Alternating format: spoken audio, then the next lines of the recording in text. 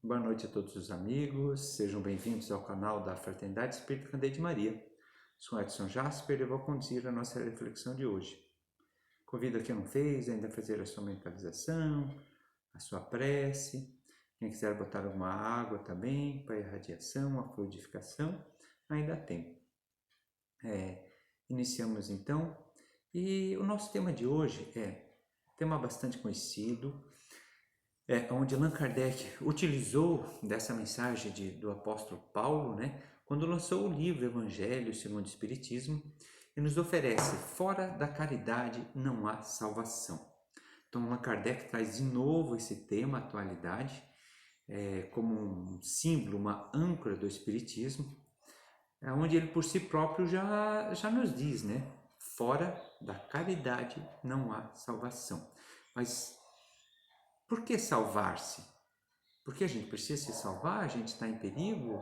O que seria o caso, Entende o Espiritismo que somos sim espíritos em um processo de evolução, e a gente está neste planeta, neste momento, um planeta em provas e expiação, em transição para um mundo de regeneração. Talvez na parte mais religiosa, conhecida talvez como no final do Novo Testamento, onde temos as expressões de João, onde esteve preso na ilha de Pátimo, e aí ele escreveu então o Apocalipse, que a gente não entende como sendo o fim, mas um fim de acabar, de final, mas como uma transição entre uma sala de aula do terceiro ano para o quarto ano, por exemplo, ou do segundo para o terceiro. Acaba um ciclo e começa outro. O fim do dia, ele não é o fim dos dias, ele é o fim do dia, que vem a noite, que depois vem o dia. Então, ele é uma transição. E então poderíamos pensar assim de como nos salvar, talvez como passar para a nova era, como conseguir passar de ano. E daí quando se fala em caridade, o que é a caridade justamente? Aí Paulo também nos diz que se mesmo que a gente doasse, vendesse todos os meus bens, vou dar para os pobres, vou entregar o meu corpo a ser queimado em nome do Cristo, que na época isso acontecia, se eu não houver caridade nesse fato, não houver amor nessa ação, não há salvação. Então ali já nos chama atenção, porque assim, então eu vou doar tudo para os pobres, mas por que eu poderia doar todas as coisas que eu tenho ao pobre se não é por caridade? Pode ser por barganha, pode ser por medo. Como assim? Pode ser que eu esteja promovendo a caridade porque eu tenho medo como vai se falar, da própria danação espiritual, que seria o medo do inferno, num senso comum, O Espiritismo sabe que a ideia de inferno, da eternidade pagando uma pena, não faz sentido para um Deus justo e bom. Ele não iria condenar um filho, criar ele, condenar para toda a eternidade por uma existência. Então a gente sabe das várias existências, ou seja, uma existência corrigindo com várias experiências físicas, que é a tal da reencarnação, já comprovada aí em algumas instituições, como na Faculdade de Virgínia, através das pesquisas de Ian Stevenson, já desencarnado em 2008, mas que nos deixa aí os relatos científicos qualitativos de lembranças espontâneas de vidas passadas, de crianças. Então, nessa condição de desenvolvimento do ser, a caridade, ela não pode ser promovida por medo, ou espírita por medo de ir para um umbral. Então, eu vou fazer caridade porque não, ou eu quero fazer caridade porque eu quero ter um bom lugar lá no mundo espiritual, eu quero ir para o nosso lar ou para cima, Então, faça caridade, Deus, tá vendo aí, hoje semana eu di tanto, eu vou contabilizar a minha caridade. Isso não é caridade, isso é troca. É a mesma coisa que eu trabalhar, eu estou trabalhando financeiramente, ganhando meu dinheiro, eu não estou fazendo caridade, eu estou sendo remunerado. E o patrão também não está fazendo caridade me pagando, ele está me pagando o meu serviço. Há uma relação de interesses. Então, mesmo que eu doe algo de graça para alguém, qual a intenção que eu estou fazendo aquilo? Aí que é o processo de caridade. Ah, mas eu ainda não tenho esse processo interno, essa... Vai desenvolvendo, vai desenvolvendo. Então, se você só consegue fazer ainda, talvez até por um constrangimento, porque você participa num grupo, todo mundo está doando, e eu me sinto constrangido do constrangimento. Continua fazendo, porque talvez agora é onde você está é o seu limite. Mas o que você precisa alcançar é o desejo de conseguir fazer a caridade, que ninguém precise saber, você fazer para você sentir interiormente, não precisa ter elogio de ninguém, mas por você ver a felicidade para aquele que você contribuiu. Você vê um sorriso, vê o olhar, o abraço de uma pessoa que você ajudou. Ou de repente você ter ajudado e você nem vê para onde foi, mas você tem certeza que foi para algum lugar bom e você se sentir bem simplesmente por ter podido ajudar.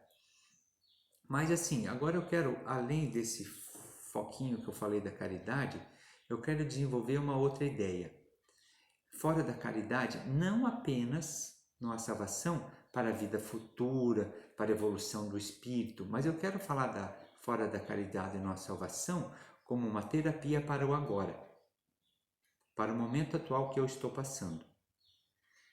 Seja alguém com depressão, seja alguém com transtorno de ansiedade, com síndrome de pânico, alguém com doença física, alguém com problema financeiro, ou seja, relacionamento, qualquer tipo de dificuldade que você tenha. A partir do momento que você para de olhar apenas para o seu problema e você começa a perceber que há outras pessoas com mais problemas, você começa a atuar e ajudar essas outras pessoas. Você tira o foco e a hipnose do teu problema só. E você começa a ajudar o outro. Quando você começa a ajudar o outro, você começa a ser ajudado. Você sai do eixo do egocentrismo. E a gente acaba saindo de um estado egoísta muitas vezes, que a minha dor dói mais, porque eu tomo mais remédio, porque eu tenho mais motivos para estar magoado, porque mais pessoas me prejudicaram, porque eu não merecia o que eu recebi. Então, sinto muito a dizer que todos nós estamos na condição que merecemos. Aos olhos de Deus não há injustiça, há aos olhos dos homens. E aquele que promover a injustiça aos olhos dos homens para outrem, ele terá que resgatar e ressarcir isso. Mas aos olhos de Deus, cada um passa por aquilo que necessita passar. E na maioria das vezes, eu não precisaria passar por certas circunstâncias, mas as minhas escolhas me levam a resultados. Então, eu sou livre para fazer escolhas, mas sou escravo das consequências. Então, mesmo eu estando colhendo muitas vezes espinhos, mas se nesse tempo eu puder, pelo menos no meio desses espinhos, quando eu encontrar algumas flores, procurar levar essa flor para o meu próximo que pode estar sofrendo mais que eu vou começar a substituir espinho por flores. Isso é instantâneo, isso é no momento. Eu até escutei uma palestra hoje de manhã ainda, que falava de como começou o Alcoólicos Anônimos, o AA, né? Que ele começou a partir de uma pessoa que ele percebeu que quando ele estava tratando dentro de uma instituição de outros alcoólatras, ele perdia a vontade de beber.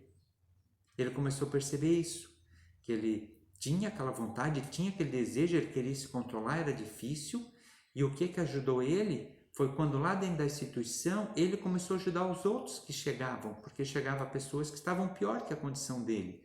E enquanto ele estava trabalhando, ajudando, ele não tinha vontade de beber.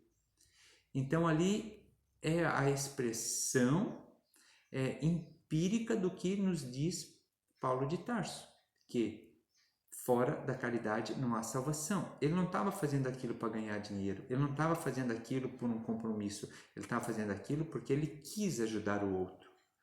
Porque muitas vezes as nossas dificuldades a gente fica hipnotizada por ela. É como se a gente tivesse em um campo lindo, com flores, com mata, pássaros, riachos, mas lá nesse campo tem um pequeno buraco com lamaçal. E eu piso lá dentro daquela lama, boto o outro pé dentro da lama e fico ali reclamando que estou dentro da lama. E fico olhando para baixo, olhando para os meus pés sujos, enlameados. Daqui a pouco eu estou sentado dentro da lama, daqui a pouco eu estou me rolando, eu estou com lama até na cabeça. E tem tudo o demais, mas eu não consigo sair dali, porque eu foco nisso ali. Então hoje está muito, onde está o meu foco? No que eu estou observando? E um dos jeitos de eu tirar o foco dali é eu parar de olhar para a minha lama e eu olhar lá para o próximo. Daí quando eu começar a olhar para ele, eu vou sair de fora da lama e não vou mais nem perceber, quando eu ver eu já estou fora. E aí já choveu, já me limpou, já deu um vento, já me secou e as coisas vão acontecer naturalmente. O universo é cíclico, a natureza é cíclica. Nós somos parte do universo. Só que o ser humano, quando chega à fase da razão, ele atinge também o livre-arbítrio, que é de tomar escolhas. E na maior parte de tomada de escolhas, nós nos afastamos do ciclo natural de que tudo acontece. E a gente sai fora. E quando a gente sai fora, a gente começa a querer criar uma órbita só para nós. Isso é natural, não estou falando que a pessoa está errada, é natural do ser humano, só que estamos falando como isso gera consequência. Então, quando ele se percebe com problema, com dificuldade, as coisas são difíceis, é truncado, é tão batalhador, e a pessoa acha que tem uma macumba para ela, que ela não consegue fazer as coisas, ela vem do centro espírita, talvez ela quer que tire o encosto, ou que faça um tratamento energético para ela se melhorar. E na realidade isso tudo até ajuda, mas a mudança é a visão de si próprio e a única cura é você fazer o bem para o próximo. A cura verdadeira, a salvação é essa.